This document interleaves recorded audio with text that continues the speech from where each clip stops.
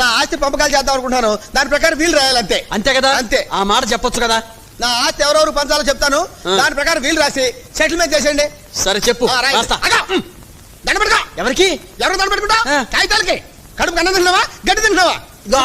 ఆస్తి పంపకాలు చేస్తుంటే మధ్యలో దండ పెట్టుకుని రాస్తావు నువ్వు. ఇగో నువ్వు నోరు బరసుకున్నావు.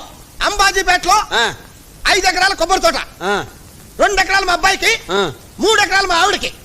మా ఆవిడకి. మీ ఆవిడకి? మా ఆవిడ కాదు. చెప్పు.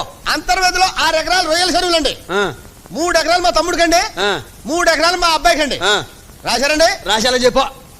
తాడేపల్లిగూడెల్లో ఓ తాటి తోపండి, ఓ పెంకుటిల్లండి. అది నా సెకండ్ సెటప్ రాయండి. Second setup?